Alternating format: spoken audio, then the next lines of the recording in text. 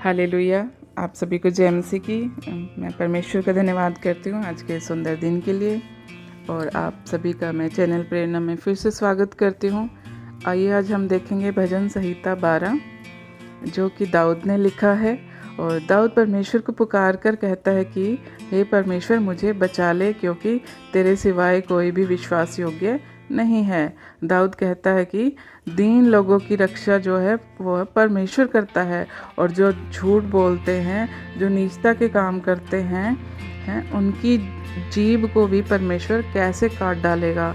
जो परमेश्वर की अगुवाई में रहते हैं उनकी जो रक्षा है वो परमेश्वर करता है। इस भजन संहिता में हम ये देखेंगे अभी।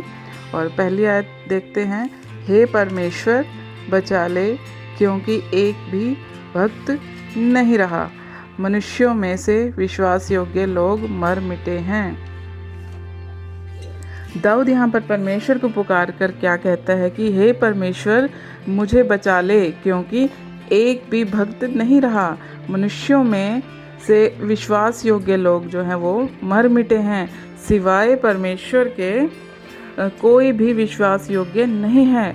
दाऊद जानता है कि परमेश्वर ही उसको बचा सकता है।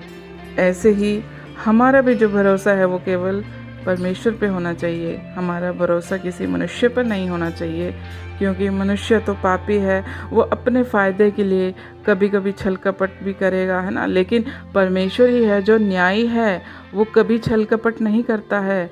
इसलिए हमारा जो भरोसा है वो केवल परमेश्वर पर ही होना चाहिए, किसी मनुष्य पर नहीं। मनुष्य की फितरत तो बदलना है, वो रंग बदलता है ना, अपने हिसाब से। लेकिन जो परमेश्वर का जो प्रेम है वो कभी नहीं बदलता है। प्रियो, हमें खुद को भी जांचने की ज़रूरत है कि हम विश्वास योग्य हैं, या फिर हमने भी कोई भक्ति का रूप तो नहीं धारण कर रखा है ना। जो हमारा जीवन है वो भी ऐसा ही होना चाहिए दाऊद की तरह, है ना। हमारा भी जो विश्वास है वो परमेश्वर की तरफ होना चाहिए, किसी मनुष्य की तरफ नहीं। हमें भी धर्मी होना है, सिर्फ दिखाने के लिए नहीं। हमारे जीवन से जो है धार्मिकता प्रकट होना चाहिए, है ना। और दूसरी आयत क्या कहती है कि प्रत्येक मनुष्य अपने पड़ोसी से झूठी बातें बोलते हैं, कहता है, और वे चापलूसी के होठों से दो रंगी बातें करते हैं। जब कोई मनुष्य विश्वास योग्य रहा ही नहीं तो वो क्या करते हैं, वो आपस में झूठ बातें बोलते हैं, है ना। वो अपने फ़ायदे के लिए कुछ भी झूठी बातें कह देते हैं। उनकी बातों में कोई सच्चाई नहीं होती है। वो परमेश्वर को भी नहीं छोड़ते हैं, है ना। कभी कभी तो परमेश्वर के बारे में भी बहुत झूठी बातें बोलते हैं। मनुष्य अपने फ़ायदे के लिए बिल्कुल भी गिर जाता है। कई बार हम देखते हैं, है ना, कई बार वो बहुत ऐसी तरह रंग बदलता है कि हमें विश्वास ही नहीं होता, है ना। उसका झूठ ऐसा होता है, वो ऐसे फंसा देता है अपनी झूठी बातों में, है ना। वो नहीं सोचते कि तुम मनुष्य को तो झूठ बोलकर बहका दोगे, लेकिन परमेश्वर भी तो तुम्हें देखता है।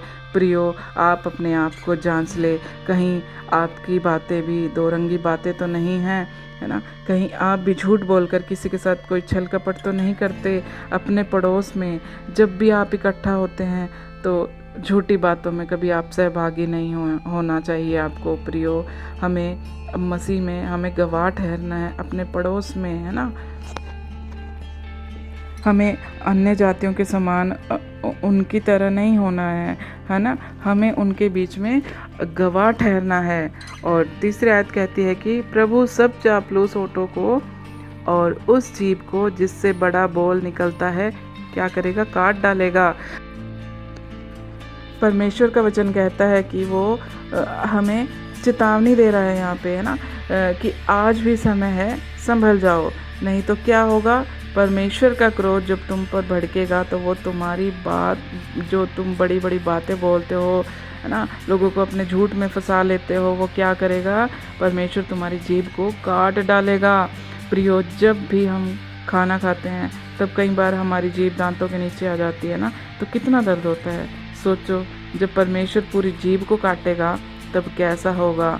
तो आज ही आप ये निर्णय लें अपने मन में कि हम कभी झूठ नहीं बोलेंगे, क्योंकि झूठ बोलना भी एक पाप है है ना। सच चाहे कैसा भी हो, हमें सच ही बोलना है ना। हम हमेशा सच्ची बात को बोलेंगे। कई बार लोग क्या करते हैं, है ना, वो बात को छुपा लेते हैं। वो झूठ नहीं बोलते, लेकिन उसको वो छुपा लेते हैं, वो कहते नहीं हैं, उस बात को वो ओपन ही नहीं होने देते हैं। वो बड़ी चालाकी करते हैं ना। वो सोचते हैं कि हम तो झूठ बोलने से बच गए, हमने झूठ नहीं बोला, है ना। वो सच को छुपाकर भी वो पाप करते हैं, है ना। जो सच्ची बात होती है उसको नहीं बोलते हैं, वो उसको बात को छुपा लेते हैं। किसी बात को छुपा लेना भी, वो भी एक झूठ के बराबर ही होता है प्रियो, वो भी एक पाप में ही गिना जाता है। और चौथी आयत में लिखा है कि वे कहते हैं हम अपनी जीभ ही से जीतेंगे और हमारे होठ हमारे ही वश में है, हमारा प्रभु कौन है। जो लोग झूठ बोलते हैं उनका झूठ का पिता कौन है? झूठ का पिता शैतान है ना। कुछ लोग मसीह में होकर भी झूठ बोलते हैं। आप अपने आप को जांच लें प्रियो कि कहीं आप भी झूठ तो नहीं बोलते, है ना। जो परमेश्वर के बच्चे हैं, है ना, वो सच बोलते हैं, है ना। और जो शैतान के बच्चे हैं वो क्या करते हैं? वो झूठ बोलते हैं, क्योंकि झूठ का पिता कौन है? शैतान है। झूठ बोलने वाले सोचते हैं कि हम झूठ बोलकर अपनी सारी सिचुएशन को संभाल लेते हैं, है ना। अपनी बातों को छुपा भी लेते हैं, या फिर वो कुछ झूठ बोलकर कुछ हासिल कर लेंगे, है ना। उन्हें बहुत बड़ी सफलता मिल जाएगी, झूठ बोलने से कुछ नहीं होता, है ना। वो ऐसे सोचते हैं, झूठ बोल के अपनी बड़ाई करेंगे। उनको लगता है कि केवल जीभ ही से वो सब कुछ जीत लेंगे। वो प्रभु को भूल गए हैं, है ना। वो तो सिर्फ जीभ की ही प्रभुता में कुछ लोग जीवन बिता रहे हैं। और 5वें आयत में लिखा है कि दीन लोगों के लुट जाने और दरिद्र के कराने के कारण परमेश्वर कहता है कि अब मैं उठूंगा और जिस पर वे फुकारते हैं मैं उन्हें चैन और विश्राम दूंगा। परमेश्वर अपने पुकारने वाले दीन लोगों के बारे में कहता है कि अब मैं उठूंगा। किसके लिए परमेश्वर उठने को कहता है? जो लोग परमेश्वर के चलाए चलते हैं, ना कि शैतान के। जो परमेश्वर के चलाए चलते हैं उनके अंदर मसीह का स्वभाव होगा। जो दुष्ट के चलाए चलते हैं वो झूठ बोलेंगे, चोरी करेंगे, हत्या भी करेंगे, व्यभिचार भी करेंगे, और भी बहुत सारे पाप हैं जो वो उनके जीवन में होंगे, जो उनके जीवन में हम देखते भी हैं, है ना। आप इस गलतफहमी में मत रहना कि हमने तो मसीह को स्वीकार कर लिया है, बस हो गया, हम यहीं तक काफ़ी है, हमने मूर्ति पूजा छोड़ दिया, प्रभु प्रभु करते हैं, बस हो गया। नहीं, ऐसा घमंड का कार्य आप कभी मत करना। कुछ लोगों को प्रिय झूठ बोलना या चोरी करना, ये सब सारी चीज़ें लगता है कि छोटे मोटे पाप हैं ना। वो ये भूल जाते हैं कि ये सब भी मूर्ति पूजा के ही समान है ना। परमेश्वर ने वायदा किया है कि वो दीन लोगों को विश्राम देगा। नहीं लिखा कि विश्वासी को विश्राम देगा। हाँ, प्रभु में आके विश्वास कर लिया और उसके बाद कुछ भी करते रहो, नहीं। पर वचन में साफ लिखा है कि वो दीन लोगों को विश्राम देगा, है ना। प्रियो, प्रभु की दीनता में जीवन बिताएं ताकि परमेश्वर हमारे लिए उठ खड़ा हो, हमारे खिलाफ नहीं। परमेश्वर हमारे लिए खड़ा होना चाहिए, हमें ऐसा जीवन जीना है। और 6ठी आयत में लिखा है कि परमेश्वर का वचन पवित्र है, उस चांदी के समान है जो भट्टी में मिट्टी पर ताई गई और 7 बार निर्मल की गई हो। परमेश्वर का वचन पवित्र है, हमारा परमेश्वर भी पवित्र है। और प्रभु यीशु मसीह ने भी पवित्र जीवन जिया और प्रभु के दाहिने जा बैठा। परमेश्वर के वचन को दाऊद उस चांदी के समान बता रहा है कि जो मिट्टी पर ताई गई और 7 बार निर्मल की गई हो। प्रियो, सुनार जब सोना या चांदी से कुछ भी बर्तन या कुछ भी आभूषण बनाता है तो कभी सोने को डायरेक्ट शेप नहीं देता। वो क्या करता है? पहले उसे आग में से होकर गुजरना पड़ता है ना, ताकि उसे अच्छा आकार दे सके। वैसे ही हम देखते हैं कि जब यीशु मसीह इस दुनिया में आया तब उसने खुद को भी कितनी यातनाएं उसे सहनी पड़ी। कैसे इस संसार के लोगों ने उसके साथ व्यवहार किया, है ना। कैसे ही दोष यीशु मसीह के ऊपर लगाए, है ना। कैसे उसको क्रूस पे चढ़ाया गया। लोगों ने बहुत बुरा व्यवहार यीशु मसीह के साथ किया। जितना वो कर सकते थे उन्होंने मारा भी, पीटा भी, कांटों का ताज तक पहनाया। लेकिन यीशु मसीह ने क्या किया उस समय? यीशु मसीह ने अपने सताने वालों के लिए क्या किया। सताने वाले जो थे वो ये नहीं जानते थे कि यीशु मसीह के पास इतना पावर था, अगर वो एक शब्द भी बोलता वो सब वहीं के वहीं नष्ट हो जाते। लेकिन यीशु मसीह ने क्या किया उस समय? यीशु मसीह ने उस समय जो लोग उसे सता रहे थे उनके लिए प्रार्थना किया। यीशु ने कहा कि हे पिता, इन्हें क्षमा कर, क्योंकि ये नहीं जानते कि ये क्या कर रहे हैं, है ना। आप एक बार इमेजिन करके देखो खुद को कि आपको किसी क्रूस पे लटका दिया गया है। क्या सच में आप ऐसा कर पाएंगे, है ना? क्या उस व्यक्ति के लिए आप प्रार्थना कर पाएंगे? जो लोग आपको सता रहे हैं, क्या आप प्रार्थना करते हैं उनके लिए, है ना? आप अपने आप को एक बार खुद को उस सिचुएशन में करके देखो। प्रियो, हमारे प्रभु यीशु मसीह ने ऐसा किया है ना। उसने क्रूस पे बलिदान होकर भी उसने हमारे लिए जो जिन्होंने सताया उन लोगों के लिए भी प्रभु यीशु मसीह ने जो है प्रार्थना किया है ना। और प्रिय, हो सकता है कि जहाँ हम काम करते हैं या जिस फैमिली में आप रहते हैं, है ना, आपके ऊपर भी बहुत सारा सताव हो रहा होगा, है ना। आपने क्या करना है? आपने उनके लिए प्रार्थना करना है। अपने आप को दीनता के साथ परमेश्वर के हाथों में सौंपना है। क्यों ऐसा करना है? क्योंकि हमारे अंदर मसीह का स्वभाव होना चाहिए। जब हमारे प्रभु यीशु मसीह ने ऐसा करके हमें दिखाया है तो हमें भी ऐसा ही होना है ना। जैसे प्रभु यीशु मसीह को जब चांदी की तरह आग में ताया गया तो उसके बाद ही जो है उसको स्वर्ग में उठा लिया गया, परमेश्वर के दाहिने जा बैठा है।